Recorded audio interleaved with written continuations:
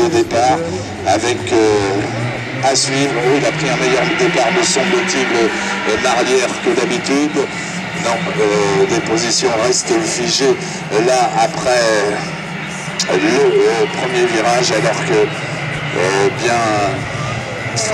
tout le groupe a réussi à passer sans encombre les premiers virages du circuit. Et c'est Ludovic Feuillatre qui, une nouvelle fois, est sorti le premier de ce duel. Alors Feuillatre, il va falloir aller le chercher maintenant. Alors c'est vrai qu'il est un petit peu chez lui ici, à l'Oléac.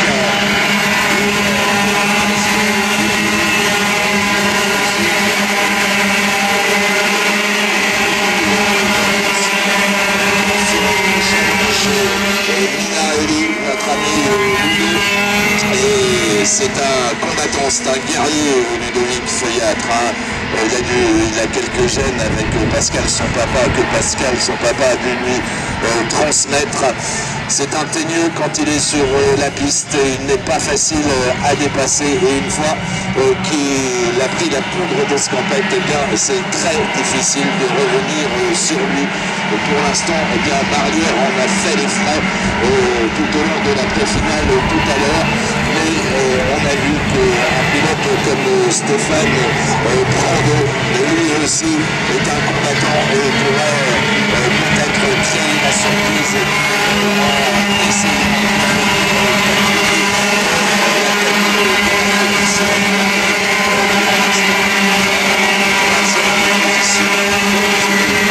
Je pense que c'est Julien Tremblay, le 37, qui se retrouve en 4e position.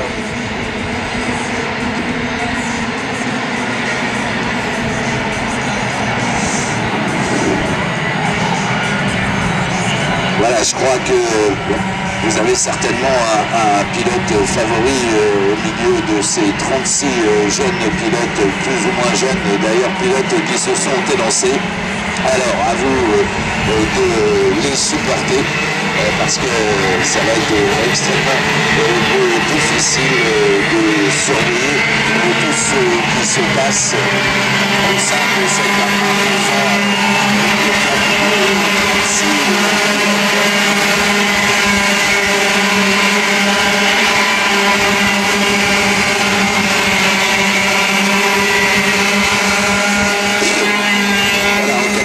position. Il s'agit bien de Julien Tremblay, le numéro 37, et un petit peu plus loin, bien c'est Romain Laurent, le 99, qui emmène le reste du groupe. Romain Laurent qui a perdu quelques mètres là dès le départ et qui va se devoir de cravacher pour tenter de revenir et peut-être arracher une place sur le podium. Mais pour l'instant, eh bien, Laurent est sous la menace directe de Valentin Avril, le numéro 36, donc ça va être difficile à la fois de tenter quelque chose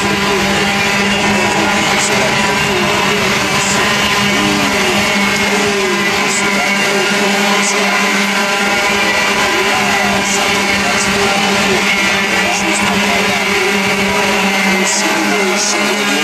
le numéro 11 est également très proche.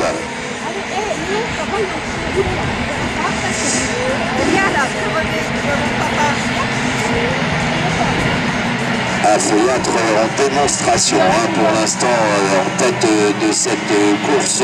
Il a pris une trentaine de mètres d'avance dès le départ et maintenant bien, il maintient cet écart, donc ça va être difficile pour ses adversaires de revenir. Voilà, Avril qui vient de manger Laurent et du coup qui perd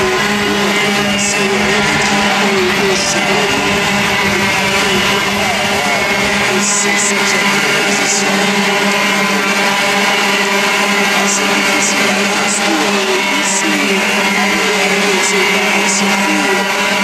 assez physique. Et il faut les tenir les 15 tours, ça va être très long.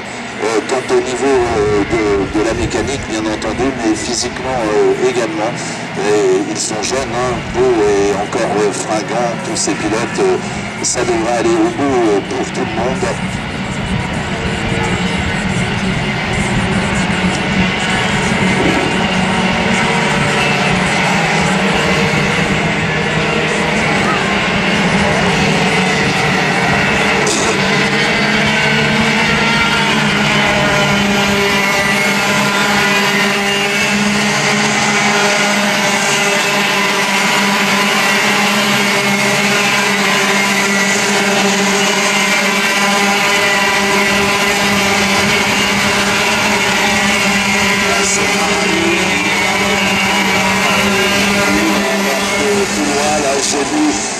Ça doublait pour le numéro 77 au fond du peloton.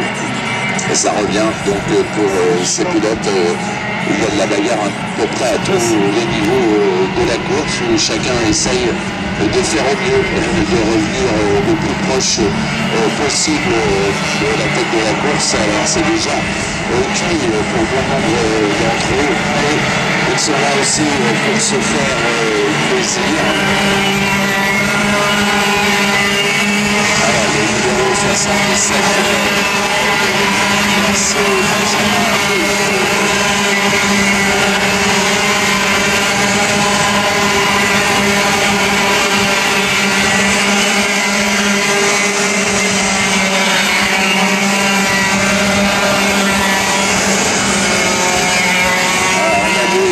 très concentré, Alexandre Robert, le numéro 64 dans le peloton, alors que là, eh bien, un abandon de David Guillard, le numéro 32, l'un des grands animateurs de ce début de journée.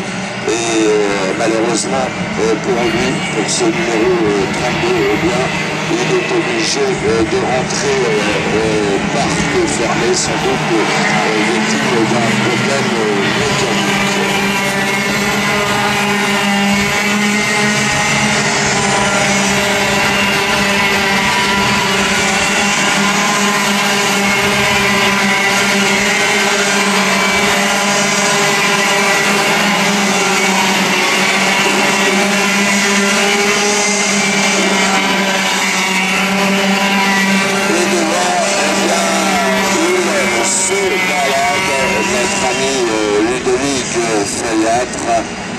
Et malgré la vélocité et la ténacité de ces deux adversaires, eh bien, ils creusent l'écart inexorablement.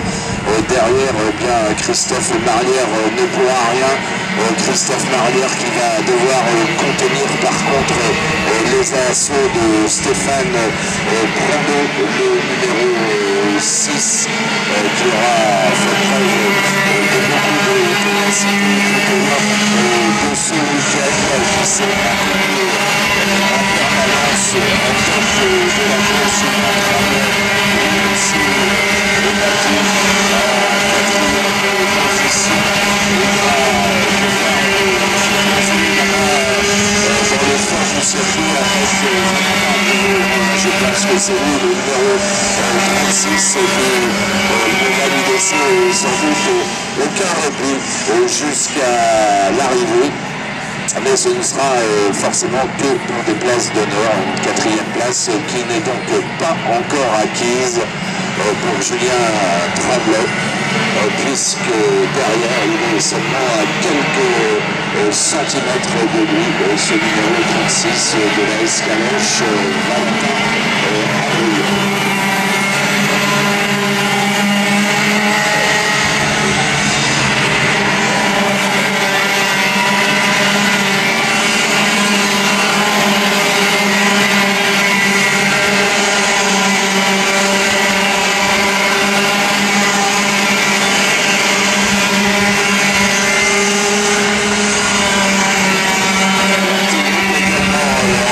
Par le numéro 76 Guillaume Camus, qui en découle avec Michael Gallienne et son numéro 72, 76 et 72 dans un petit peloton là où la bagarre semble faire rage également.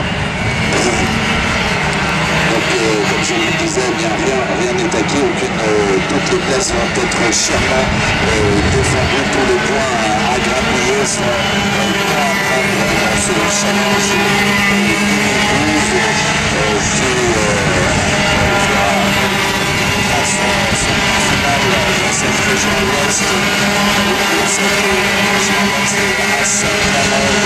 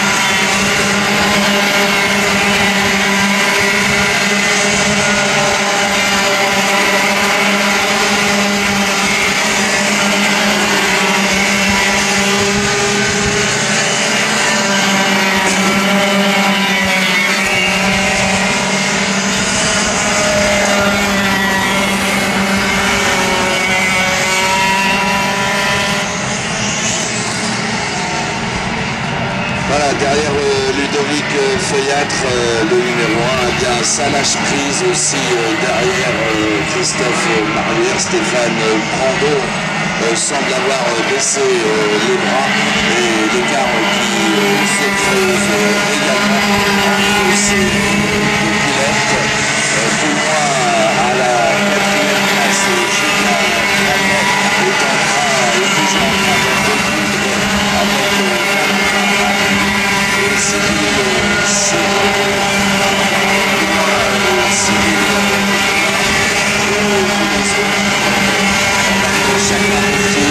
c'est le cas de Régis Lefebvre qui est également du peloton. Et encore plus loin, ici, Nicolas Chicard, le 14, ils font leur course derrière la tête de la course. Chacun étant bien à sa place dans ce groupe de 36 qui a pris le départ de cette finale.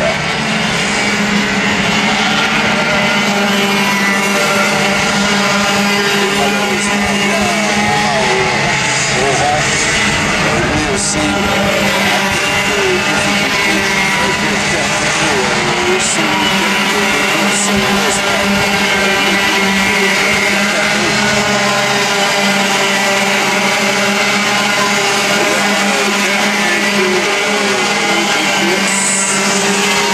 dernier tour de course de la journée, avec sans doute au bout de ce tour d'un immense vainqueur aujourd'hui à l'EAC en la personne de Ludovic Feuillâtre qui va faire également le grand chelem dans cette compétition, alors que pour la 4e place ça va se jouer maintenant et il résiste pour l'instant Julien Tremblay, Ludovic Feuillâtre, deuxième Christophe Marlière, troisième Stéphane Brando, quatrième